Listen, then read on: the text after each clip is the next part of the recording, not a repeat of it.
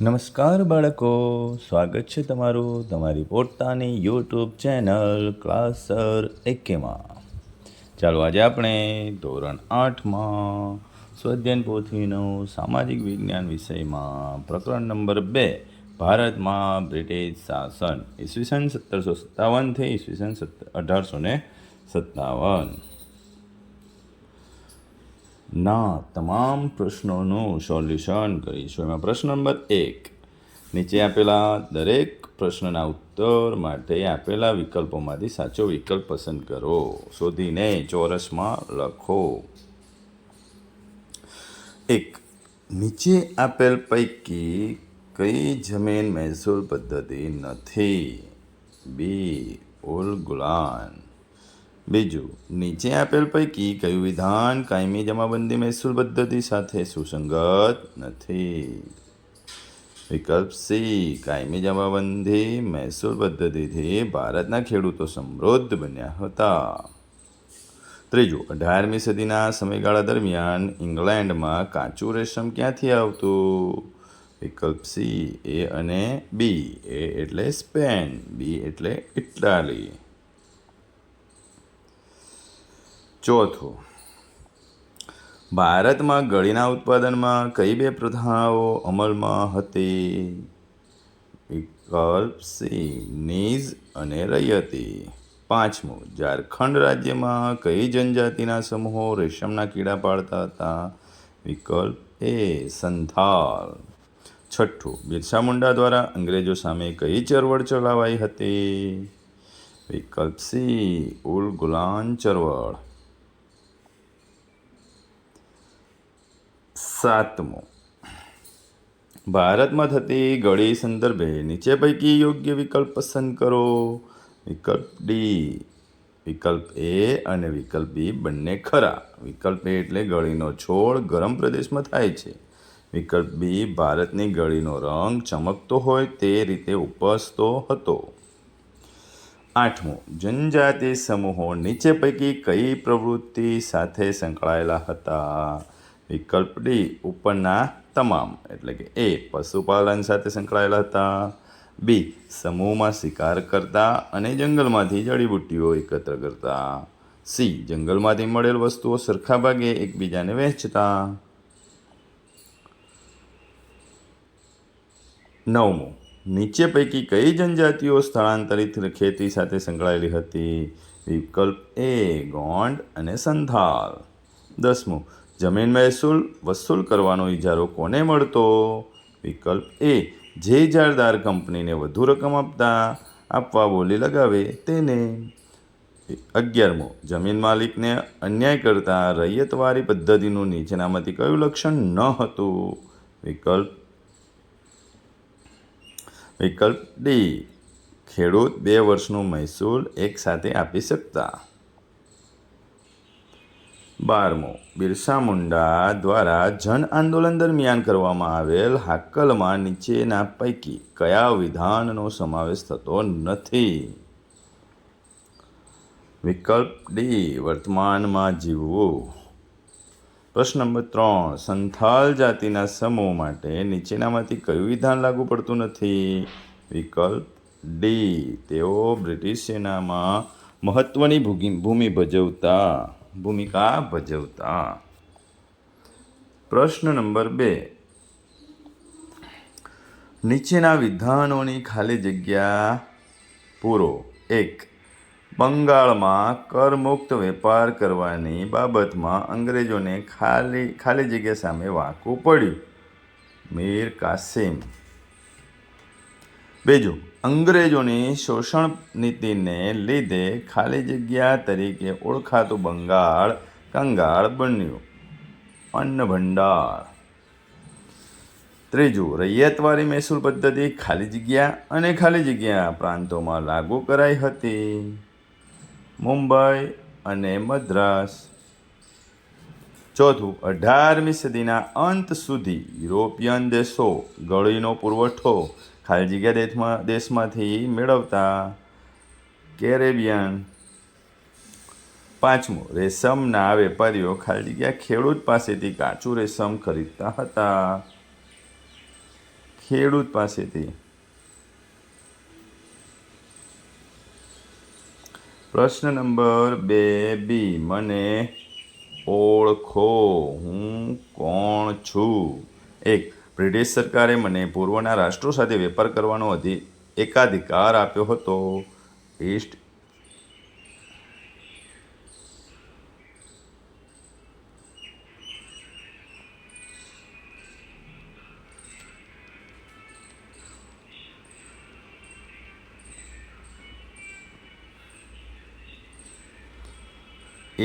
India company. બીજું, હું પશ્ચિમ ભારતનો મહત્વનો વેપારી પાક છું, કપાસ. ત્રીજું, મહાલવારી પદ્ધતિમાં મહેસૂલ વસૂલ કરવાની જવાબદારી મને સોંપાઈ હતી, ગામના મુખી.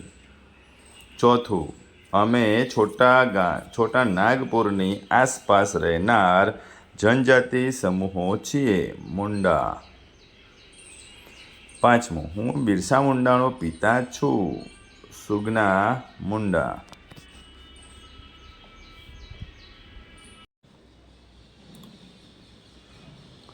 પ્રશ્ન નંબર 2C, ખોટા વિધાન પર છેકો મારી નીચેના વિધાનોને સાચા બનાવો.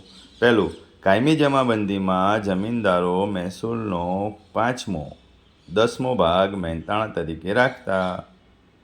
5મો ભાગ ચેકી નાખો, 10મો ભાગ રાખતા. બીજું, રૈયતવારી મહેસૂલ પદ્ધતિના પ્રણેતા થોમસ મુનરો હતા. હોલ્ટ મેકેન્જી ચેકી નાખવાનું. ત્રીજું, ગળીનો ઉપયોગ સુતરાઉ રેશમી કાપડને રંગવા માટે કરવામાં આવતો હતો. તો રેશમી કાપડ ચેકી નાખો, સુતરાઉ કાપડને. ચોથું, મહાલ એટલે ગ્રામનો સમૂહ, જમીનદારોનો સમૂહ ગણાતો. જમીનદારો ચેકી નાખો, ગામનો સમૂહ ગણાતો. 5મો, બિરસા મુંડા એ શૈવ ધર્મ વૈષ્ણવ ધર્મના પ્રચારક સાથે પણ કામ કર્યું હતું.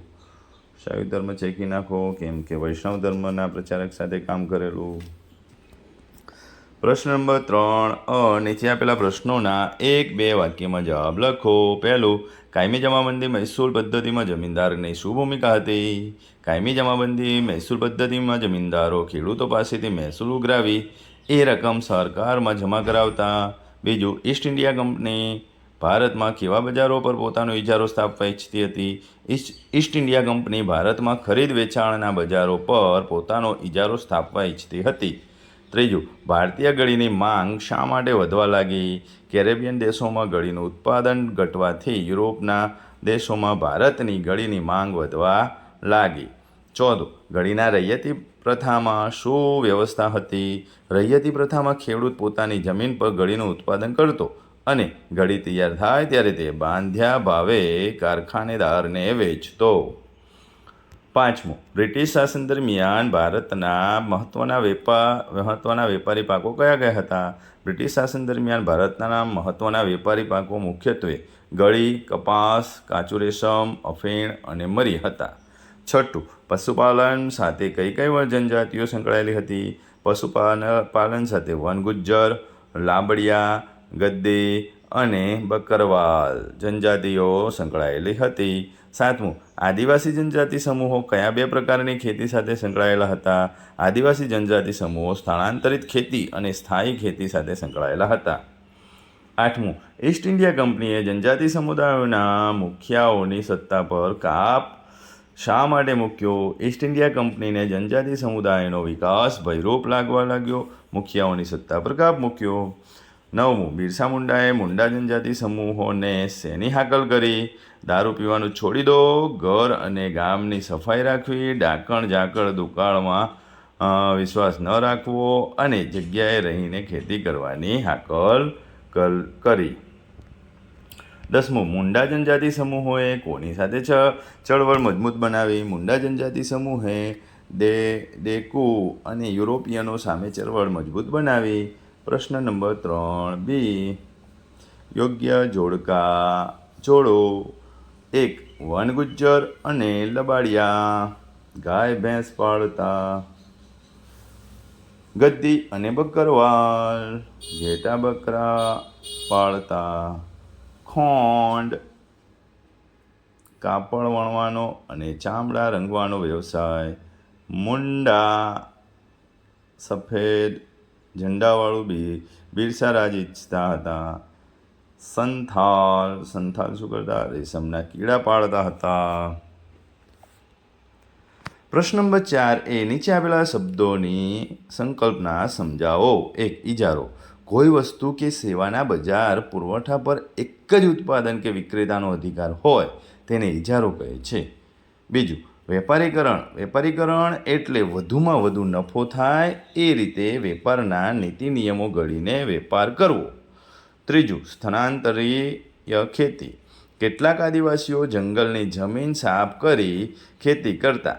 એ જમીનની ફળદ્રુપતા ઘટતા તેઓ તે વિસ્તાર છોડીને બીજા વિસ્તારમાં સ્થળાંતર કરતા અને ત્યાં ખેતી કરતા, જેને સ્થાનાંતરીય ખેતી કહે છે. પ્રશ્ન નંબર 5 ટૂંક નોંધ લખો. 1. કાયમી જમાબંધી, કોર્નવોલિસ દ્વારા કાયમી જમાબંધી લાગુ કરવામાં આવી હતી, જેમાં જમીનદારને જમીન અને જમીન મહેસૂલના હક આપવામાં આવ્યા હતા. તેમણે સરકારના એજન્ટ તરીકે કામ કરવાનું હતું. જમીનદારે મહેસૂલના 9 ભાગ સરકારમાં જમા કરાવવાના અને 10મો ભાગ મહેનતાણા તરીકે રાખવાનો હતો. આ પદ્ધતિમાં ખેડૂતોનું શોષણ થતું હતું, કારણ કે તેને નિશ્ચિત કરેલું મહેસૂલ જમીનદારને ચૂકવવું જ પડતું હતું. જમીનદાર ખેડૂતો પર જોર જુલમ કરીને પણ મહેસૂલ વસૂલ કરતા હતા. 2. જનજાતિ પ્રવૃત્તિઓ. 1. જનજાતિના કેટલાક સમૂહો જીવન નિર્વાહ માટે માત્ર ખોરાક એકઠો કરવાનું કામ કરતા હતા. 2. કેટલીક જનજાતિના લોકો પશુપાલન પણ કરતા, તેમજ જંગલોમાંથી ફળો, કંદમૂળ, ઔષધિઓ અને જડીબુટ્ટીઓ એકત્ર કરી સ્થાનિક બજારમાં વેચતા. 3. ખોંડ જનજાતિના લોકો કાપડ અને ચામડાના રંગકામ માટે કસુંબી અને પલાસના ફૂલો વેચતા. 4. કેટલીક જનજાતિઓ ખેતી પણ કરતા હતા. 5. ખોંડ સમુદાયના લોકો ટોળીઓ બનાવી સમૂહમાં શિકાર કરતા. 3 નંબરનો ઉલ ગુલાન ચળવળ. અંગ્રેજ સત્તાના હિમાયતી શાહુકાર, જાગીરદાર, જમીનદાર દ્વારા થતા આદિવાસીઓના શોષણના વિરોધમાં ઉલ ગુલાન ચળવળ થઈ. તેનું નેતૃત્વ બિરસા મુંડાએ કર્યું હતું. આ આંદોલનની વ્યાપક અસર દક્ષિણ બિહારના છોટા નાગપુર વિસ્તારમાં લગભગ 400 માઇલના વિસ્તારમાં હતી. ઉલ ગુલાન ચળવળ દરમિયાન બિરસા મુંડાને પકડીને કેદમાં પૂરવામાં આવે છે. ઈસવીસન 1897માં જેલમાંથી મુક્ત થયા પછી બિરસાએ ફરી ચળવળ ચલાવી. ઈસવીસન 1900માં બિરસાનું અવસાન થવાથી ઉલ ગુલાન ચળવળ મંદ પડી. પ્રશ્ન નંબર 6 આપેલા પ્રશ્નોના મુદ્દાસર જવાબ આપો. 1. અન્ન ભંડાર તરીકે ઓળખાતું બંગાળ શા માટે કંગાળ બન્યું? જમીનદારો ખેડૂતોનું શોષણ કરતા હતા, આથી ઉત્પાદન થાય કે ન થાય તો પણ ખેડૂતોને જમીનદારે નક્કી કરેલું મહેસૂલ તેને આપવું પડતું. જમીનદારોએ ખેડૂતોની જમીન ખરીદતા, ખેડૂતો જમીન વિહોણા ખેતમજૂરો બની ગયા. અંગ્રેજ સરકારે ખેડૂત કે તેની ખેતીનો વિકાસ થાય એવા કોઈ પગલાં ભર્યા નહીં. આથી દરેક સમયનું અન્ન ભંડાર ગણાતું બંગાળ કંગાળ બન્યું. 2. 18મી સદીમાં ભારતીય ખેડૂતોની સ્થિતિ કેવી હતી? 18મી સદીમાં ખેડૂતો શેરડી, ચા, અફીણ, મરી મસાલા વગેરે મહત્ત્વના વેપારી પાકોની ખેતી કરતા. કંપનીના વેપારીઓ આ પાકો નીચા ભાવે ખરીદતા. વેપારીઓ ખેડૂતોને વાવેતર માટે ધિરાણ આપતા. આમ ખેડૂતોને દેવાદાર બનાવી તેમના પાસેથી નીચા ભાવે પાકો ખરીદવામાં આવતા. આથી ખેડૂતો વધુને વધુ ગરીબ બનતા ગયા. ગરીબ ખેડૂતોની જમીનદારો ખરીદી લેતા. પરિણામે ઘણા ખેડૂત જમીન વિહોણા ખેતમજૂર બની ગયા. 3. બ્રિટિશ શાસન દરમિયાન જનજાતિ સમૂહો કેવી પ્રવૃત્તિઓ કરતા હતા? જનજાતિના કેટલાક સમૂહો જીવન નિર્વાહ માટે માત્ર ખોરાક એકઠો કરવાનું કામ કરતા. કેટલીક જનજાતિના લોકો પશુપાલન પણ કરતા હતા અને ખોંડ સમુદાયના લોકો ટોળીઓ બનાવી સમૂહમાં શિકાર કરતા, તેમજ જંગલોમાંથી ફળો, ઔષધિઓ, કંદમૂળ અને જડીબુટ્ટીઓ એકત્ર કરી વેચતા. ખોંડ જનજાતિના લોકો કાપડ અને ચામડાના રંગકામ માટે કસુંબી અને પલાસના ફૂલો વેચતા. કેટલીક જાતિના લોકો ખેતી કરતા હતા. ચોથું, સ્થાનાંતરીય અને સ્થાયી ખેતી વિશે ટૂંકમાં જવાબ આપો. સ્થાનાંતરીય ખેતી કેટલાક જનજાતિના લોકો જંગલમાં વૃક્ષો અડધેથી કાપીને તે જમીન ખુલ્લી કરીને ત્યાં ખેતી કરતા.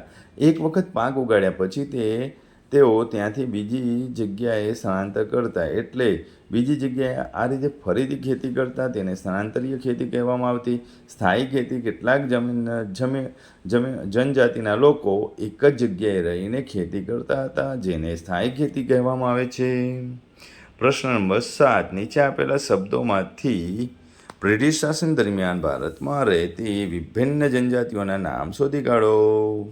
ખોંડ, સંથાલ, કોલ, બકરવાલ, ભેર, વનગુજ્જ, મોન્ડા, કોંચા, લબાડિયા. ઓકે બાળકો, આવજો.